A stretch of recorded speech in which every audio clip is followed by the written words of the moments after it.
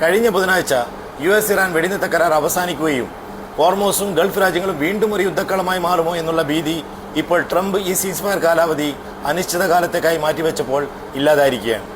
ചൊവ്വാഴ്ച വൈകുന്നേരം വരെ ഇറാൻ സമാധാന ചർച്ചയ്ക്ക് തയ്യാറായില്ലെങ്കിൽ അവരുടെ ബ്രിഡ്ജുകളും ഊർജ്ജ സ്രോതസ്സുകളും നശിപ്പിക്കുമെന്നാണ് ട്രംപ് പറഞ്ഞത്.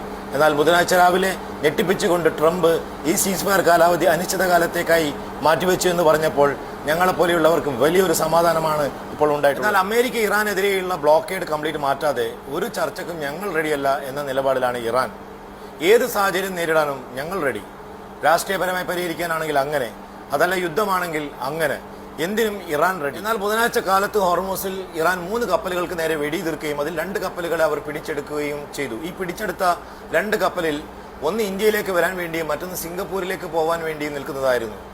ഈ കപ്പലുകൾ അവരുടെ AIS automatic identification system of ചെയ്യുകയും നാവിഗേഷൻ സിസ്റ്റത്തിൽ ക്രമക്കേട് കാണിക്കുകയും സീ സേഫ്റ്റിക്ക് അപകടമുണ്ടാക്കുകയും ചെയ്തു എന്നാണ് ഇറാന്റെ ആരോപണം. 3ാമത്തെ കപ്പൽ UAEയുടെ അടുത്ത് ആങ്കറിട്ടിരിക്കുകയായിരുന്നു. ഇതിനെതിരെയും ആക്രമണം ഉണ്ടായി. എന്നാൽ ഇതിന് വലിയ ഡാമേജ് ഒന്നുമില്ല. ഈ 3 കപ്പലിലും ക്രൂ എല്ലാം സേഫാണ്.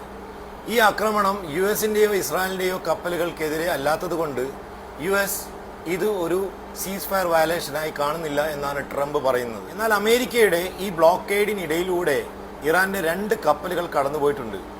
ഈ ബ്ലോക്കേഡ് ആരംഭിച്ചതിന് ശേഷം ഏകദേശം ഇറാൻ 9 മില്യൺ ബാരൽ ഓയിൽ ഇതിലൂടെ ട്രാൻസ്ഫർ ചെയ്തിട്ടുണ്ട്. അത് എങ്ങനെ കടത്തി കൊണ്ടുപോയി എന്ന് ചോദിച്ചാൽ അറിയില്ല. US കോൺഗ്രസിന്റെ അനുമതി ഇല്ലാതെയാണ് ട്രംപ് ഈ വാർ സ്റ്റാർട്ട് ചെയ്തത്. 70കളിലെ യുദ്ധ നിയമപ്രകാരം ഒരു പ്രസിഡന്റിന് ഇങ്ങനെ ചെയ്യാൻ പറ്റുന്നത് മാക്സിമം 60 ദിവസമാണ്. ഈ മെയ് 1-ന് ഈ 60 ദിവസം പൂർത്തിയാവുകയാണ്.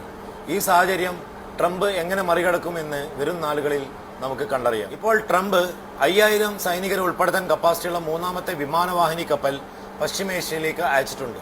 ഈ സാഹചര്യത്തിൽ ഇന്റർനാഷണൽ ക്രൂഡ് ഓയിൽ പ്രൈസ് വീണ്ടും ഹൈക്കായിട്ടുണ്ട്.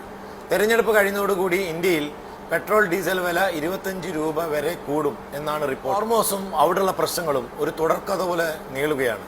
Thank you.